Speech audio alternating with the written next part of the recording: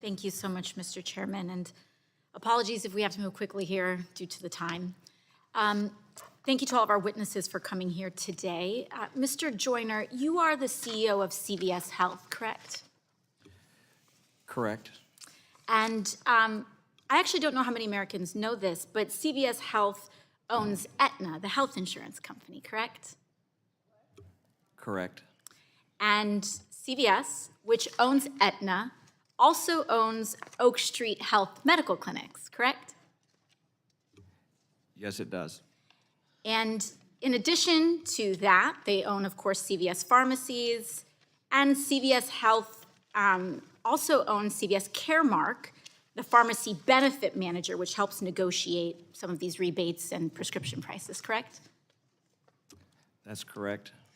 And CVS Caremark processes nearly 30% of all prescriptions in a given year. And so, in other words, CVS Caremark helps determine the prices that patients pay for a third of all prescriptions in the US. In fact, I was following one of CVS's investor calls where they really laid out quite clearly what this means if you are a patient.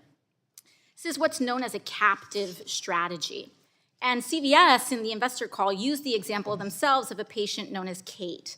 Kate has an Aetna health insurance plan right here, which is owned by CVS Health. She then goes to a CVS pharmacy. She's connected to an Oak Street Health medical clinic. She sees a doctor at Oak Street Health who prescribes her medication.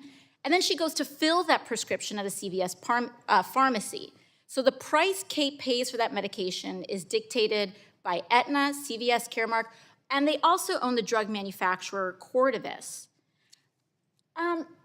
Mr. Joyner, this is quite a bit of market concentration. Wouldn't you agree? No, I wouldn't agree that it's market concentration. I would suggest it's a model that works really well for the consumer. Yeah, I think it works very well for CVS. I think, in fact, you all said on the call that you all call it a fully engaged member. It's great marketing there. Fully engaged member unlocks sizable value for payers and CVS Health. So the health insurance gets a cut, the pharmacy benefit manager gets a cut, the drug manufacturer gets a cut, and the patient gets screwed.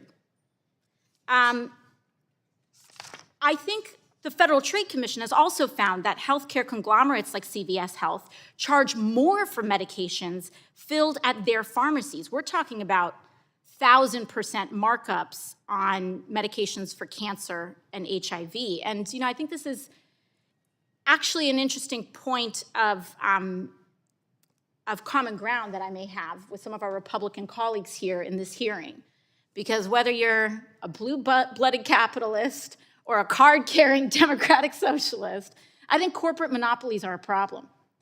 And this vertical integration is destroying people's ability to access care. I don't think we're seeing this across the board. And if they can self-deal, I saw something that was interesting from the opening statement of Mr. Hemsley from United Health talking about how much United spends, what was it, 85% on care, Mr. Hemsley? Approaching 90%. But the ACA forces you all to spend a decent amount of that on subsidies on care. But when you own the care, when the insurer owns the pharmacy, owns the PBM, owns the drug manufacturer, you also own the healthcare cost. You own a big chunk of the healthcare cost. And so, 100 years ago, we had this type of market concentration in our banks. And we did something about it when it crashed the economy. And we passed the Glass-Steagall Act. We should be considering that in our healthcare system. And if we believe in competition, I think we should put our votes and our legislation in alignment with that and consider breaking up this industry in order to allow the competition that prevents this kind of vertical integration and abuse of power. And with that, I yield back.